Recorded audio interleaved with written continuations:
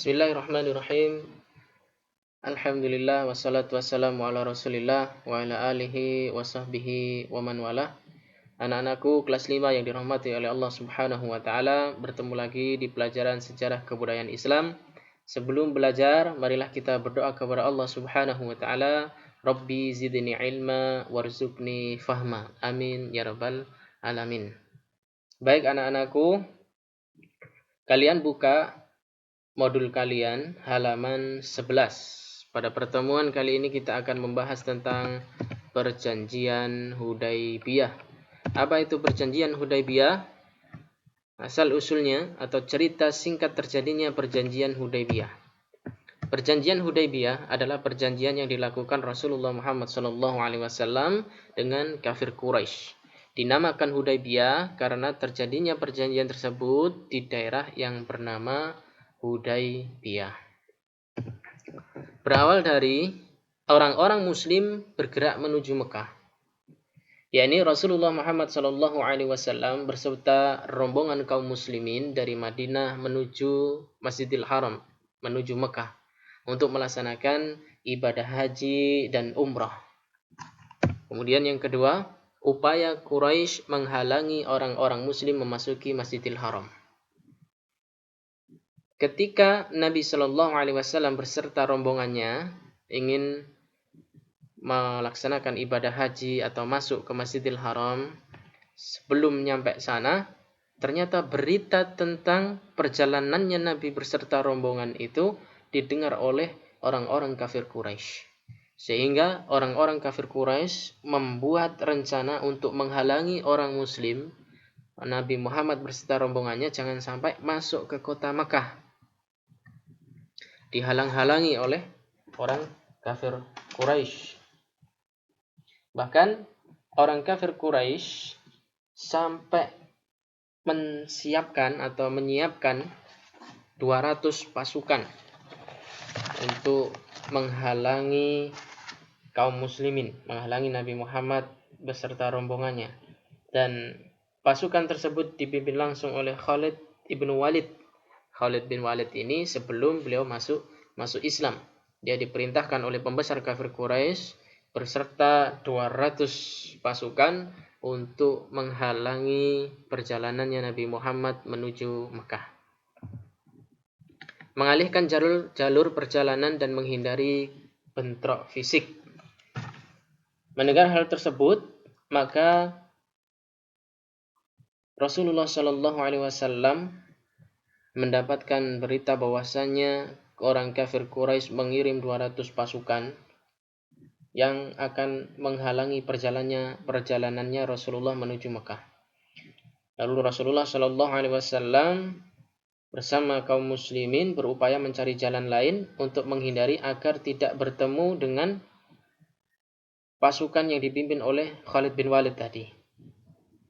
Dan satu-satunya jalan yakni harus mengelilingi gunung. Dan yang mana gunung tersebut jalannya berliku-liku, banyak bebatuan, dan kanan kiri terdapat jurang, jalannya curam dan sangat sulit dilalui.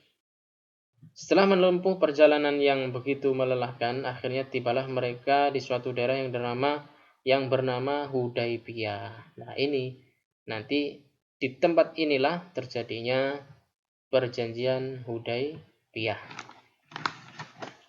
Rasulullah Shallallahu Alaihi Wasallam mengambil jalur mutar agar tidak bertemu dengan pasukan Khalid bin Walid dan tidak terjadi pertumpahan darah.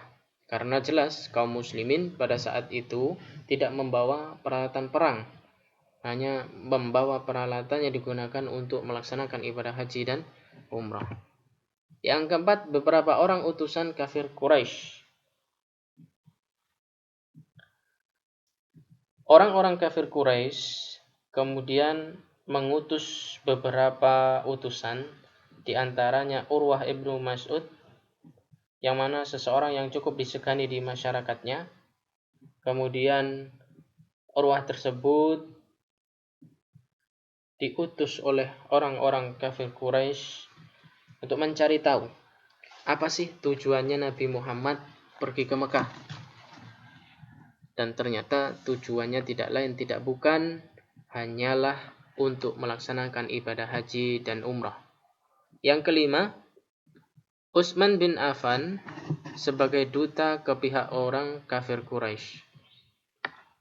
Kemudian Rasulullah Shallallahu Alaihi Wasallam berpikir, kok orang kafir Quraisy ini mengirim banyak utusan untuk menanyakan tujuannya Rasulullah ke Mekah. Ada apa? Sampai 3 kali. Bahkan yang kali ketiga itu orang kafir Quraisy mengutus untuk menghancurkan kemah-kemahnya Nabi Muhammad SAW.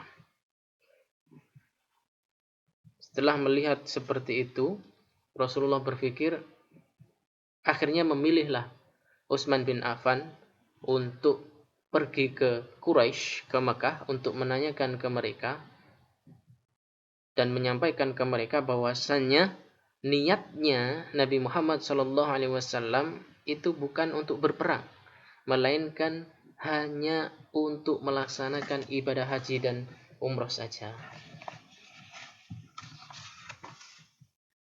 Kemudian isu terbunuhnya Utsman bin Affan dan Baiat Ridwan. Sesampainya Utsman bin Affan di Mekah, kemudian bertemu dengan pembesar kafir Quraisy, mereka bermusyawarah. Utsman menyampaikan tujuannya Rasulullah ke sini itu untuk melaksanakan haji dan umrah.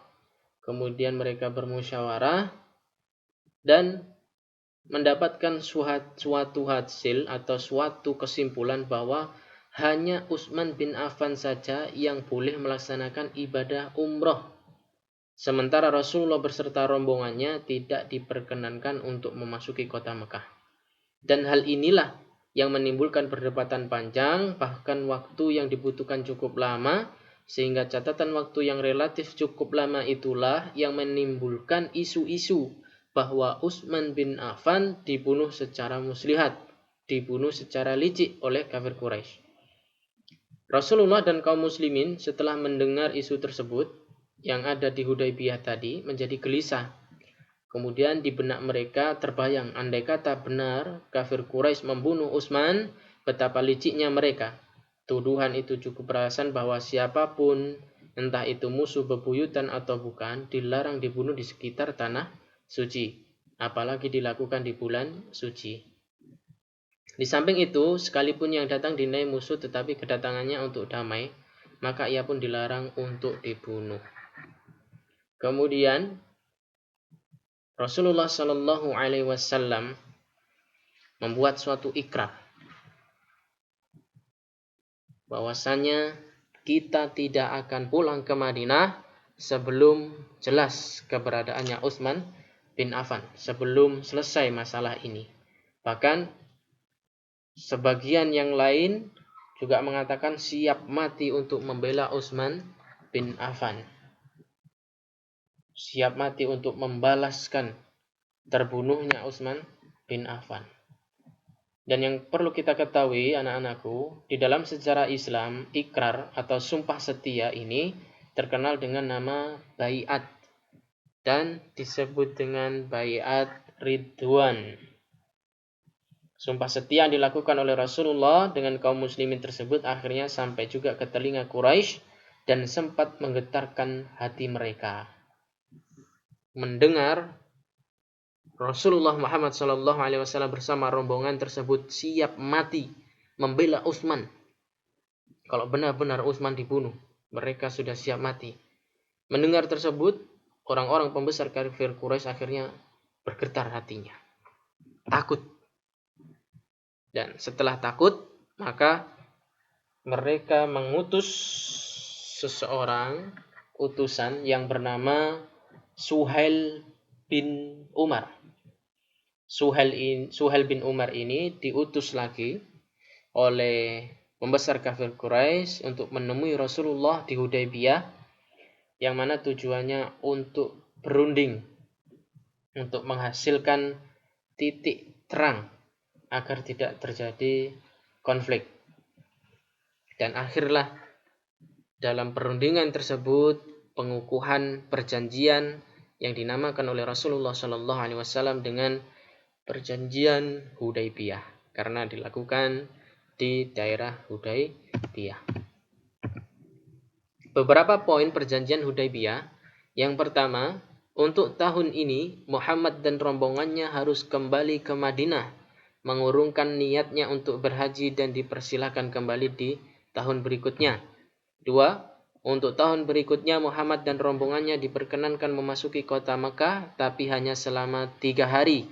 Peralatan yang dibawa hanyalah pedang tersarung, yakni pedang yang digunakan untuk menyembelih binatang kurban, dan tidak dibenarkan membawa senjata jenis lainnya, senjata perang. 3. Siapapun dari suku Arab yang ingin mengadakan persekutuan dengan Muhammad ataupun pihak Quraisy harus diperbolehkan.